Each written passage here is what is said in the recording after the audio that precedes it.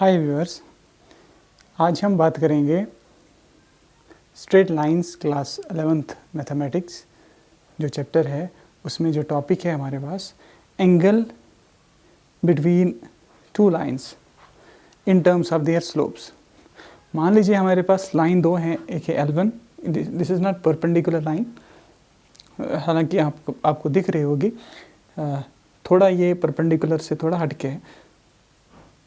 मान लीजिए हमारे पास दो लाइंस है L1 और L2, जो दोनों में से कोई भी लाइन वर्टिकल लाइन नहीं है, क्योंकि वर्टिकल लाइन जो है उसका स्लोप डिफाइन नहीं होता, बिकॉज स्लोप डिपेंड करता है इंक्लिनेशन पे, tan ऑफ थीटा पे, जहाँ पर थीटा होता है एंगल ऑफ इंक्लिनेशन। अगर थीटा वर्टिकल लाइन है तो एंगल ऑफ इंक्लिनेशन 90 डिग्री होगा, तो tan 90 डिफाइन नहीं है। इसलिए मैंने दो लाइंस ली हैं L1 और L2। L1 का स्लोप सपोज m1 है और L2 का स्लोप है m2। मान लीजिए L1 जो है इसका एंगल ऑफ इंक्लिनेशन अल्फा है और बीटा जो लाइन L2 है इसका एंगल ऑफ इंक्लिनेशन बीटा है। इट मीन्स tan बीटा हमारे पास आ जाएगा m2। m2 मीन्स इस L2 का स्लोप, और tan अल्फा जो आ जाएगा वो आ जाएगा L1 का स्लोप, जो कि हमने माना है m1। ये यहाँ पर ये अल्फा है, ये एंगल, मान लीजिए ये दो लाइंस जो हैं वो आपस में एंगल बना रही हैं, दो पेयर ऑफ एंगल्स बना। जब भी दो लाइंस इंटरसेक्ट होती हैं दो पेयर्स बनता है, एक पेयर बनता है, सॉरी एंगल का दो एंगल्स बनते हैं, एक सपोज थीटा है और दूसरा फाई है। अच्छा, हम ये भी मानेंगे कि एज्यूम करेंगे कि ये दो लाइंस जो हैं वो परपेंडिकुलर नहीं हैं, ठीक है। वो हमें पहले ही पता चल जाएगा दो लाइंस परपेंडिकुलर हैं कि नहीं। अगर दो लाइंस के स्लोप्स का प्रोडक्ट -1 है, दैट मीन्स कि वो लाइनें परपेंडिकुलर हैं। तो सपोज दो नॉन वर्टिकल लाइंस हैं जो परपेंडिकुलर नहीं है, सपोज इनके बीच में दो एंगल्स बन रहे हैं थीटा और फाई, एक इनमें से एक्यूट होगा और दूसरा ऑब्ट्यूस होगा। सपोज ये थीटा है, ये हमारे पास है एंगल फाई, तो अगर ये थीटा है तो ये वर्टिकली अपोजिट एंगल ये भी थीटा हो जाएगा। अब फिर से वही बात आ गई, ट्राइंगल्स के जो एक्सटीरियर हमारे पास अगर एक ट्राइंगल है, ये जो बाहर वाला एंगल होता है ये इन दो एंगल्स के सम के बराबर होता है। Exterior angle of a triangle is equal to the sum of interior opposite angles. तो दैट मीन्स ये अल्फा आ जाएगा बीटा प्लस थीटा के बराबर।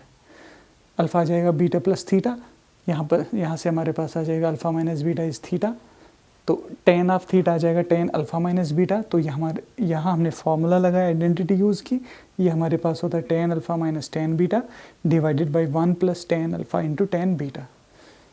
tan अल्फ़ा किसके बराबर है? m1, tan बीटा है m2, डिवाइड बाई आएगा 1 प्लस m1 m2।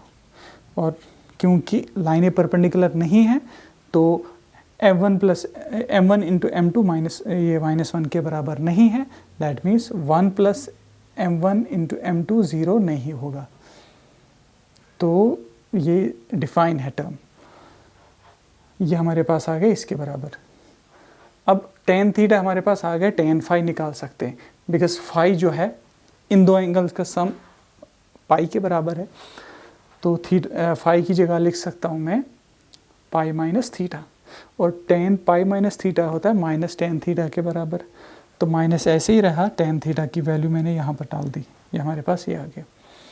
अब देखो, अगर थीटा एक्यूट है तो ये चीज़ पॉजिटिव होगी, ये चीज़ पॉजिटिव होगी और ये चीज़ होगी नेगेटिव।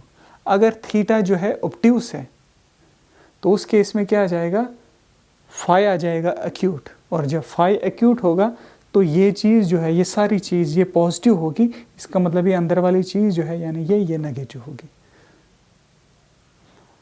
तो अगर हमने एक्यूट एंगल निकालना हो दो लाइंस L1 और L2 जो है, उन लाइंस के बीच में जो एक्यूट एंगल निकालना होगा तो वो एक्यूट एंगल क्या हो, किसके बराबर होगा, इस चीज़ का मॉड। क्योंकि देखो, अगर थीटा एक्यूट है तो ये चीज़ पॉजिटिव होगी ऑब्वियसली। अगर थीटा एक्यूट है, एक्यूट मीन्स 0 से लेकर 90 डिग्री के बीच में, और tan की वैल्यू जब फर्स्ट क्वाड्रेंट में जब एंगल 0-90 डिग्री के बीच में होता है, tan की वैल्यू पॉजिटिव होती है। अगर थीटा एक्यूट है तो tan थीटा पॉजिटिव होगा, दैट मीन्स ये चीज़ पॉजिटिव होगा। अगर ये चीज़ पॉजिटिव है तो इसको हमने नेगेटिव लगाया यहाँ पर साइन, तो ये चीज़ नेगेटिव बन जाएगा। अगर फाई एक्यूट है तो अगर फाई एक्यूट है तो ये सारी चीज़ पॉजिटिव बन जाएगी, और ये सारी चीज़ पॉजिटिव कब होगी, जब ये वाली चीज़ नेगेटिव होगी। ठीक है, तो कहने का मतलब है कि जो एक्यूट एंगल जो होगा दो इन लाइंस के बीच में, वो किसके बराबर होगा, वो होगा मॉड ऑफ दिस, या इसकी पॉजिटिव वैल्यू। तो इसके बेस पे आप, बेस्ड ऑन दिस, आप बहुत सारी जो है एक्सरसाइजेज जो है वो सॉल्व कर सकते हैं। Thank you.